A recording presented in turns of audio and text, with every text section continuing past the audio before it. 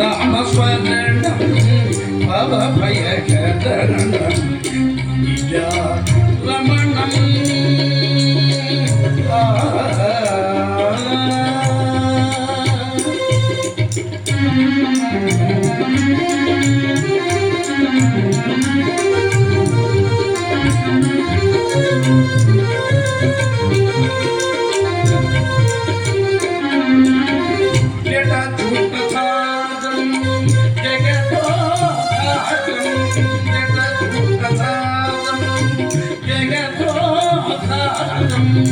గౌరి మనోహరం బాలచంద్రం గౌరి మనోహరం బాలచంద్రం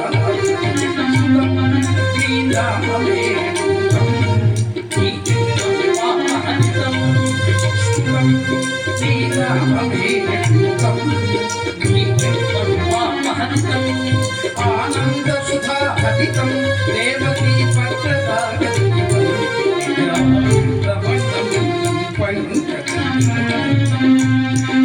నామస్మరణం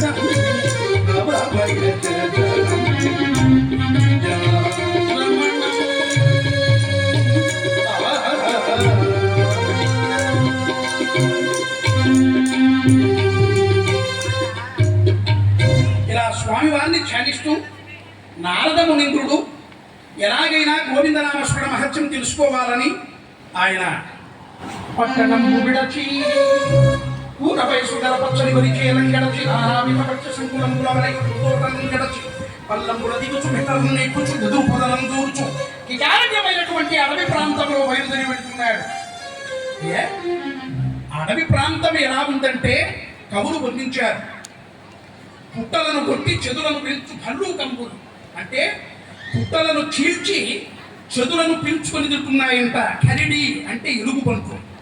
ఆ ఎలుగు బంట్లను చూచి మనల్ని కూడా చంపి తినేస్తాయని కురివి చీమలు బార్లు బార్లు బార్లు బార్లు కట్టుకొని వెళుతున్నాయి.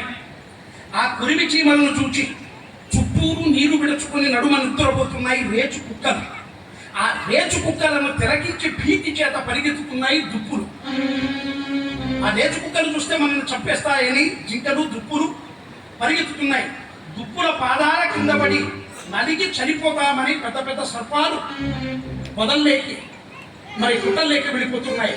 పాముల వలె తళ తళ అని మెరుగుచూపుచున్న నీటి కాలువలు. ఆ నీటి కాలువలను చూచి ఆనందములకై జలక్రీడలు ఆడడానికి వచ్చే ఏనుగు గుంపులు. ఆ ఏనుగు కుంభస్థలంకు పెకలించి మెదడు మెసంగు సింగంపుల గల అడవిలో నారదుడు భయము లేకుండా స్వామివారి పైన భారం వేసి వెళ్ళిపోయాడు. వటవృక్షము కనిపించింది. స్వామివారు చెప్పిన ఆనవాలు ఇదే కదా అని ఆ మర్రి చెట్టు కొమ్మ పైన ఒక రామచిలుక ఉంది. ఆ రామచిలుకను చూచాడు. తండ్రి జగద్రక్షకుడు శ్రీనివాస అని ఆ రామచిలుకను చూచి, ఓ రామచిలుక, ఎక్కడికి వెళ్ళినా భక్తులు కలియుగంలో గోవింద గోవింద అని అంటారే, ఆ గోవింద అన్నవారికి మంచి జరుగుతుందా? కష్టాలు వైదొలగిపోతాయా? పుణ్యము చేకూరుతుందా? ధనము ధాన్యము అష్టైశ్వర్యాలు భోగభాగ్యాలు చేకూరుతాయా? వంశవృద్ధి జరుగుతుందా? ఆయుష్ పెరుగుతుందా? ఒకవేళ గోవింద అని అనకుండా ఉంటే కష్టాలు నష్టాలు ఏమైనా వస్తాయా? ఆ గోవింద నామస్మరణ మహత్యం చెప్పుమా అన్నాడు. ఆ మాట విన్నటువంటి రామచిలుక ఈ రెండు రెక్కలు టపటపటప కొట్టుకుంటూ కింద పడి మరణించింది.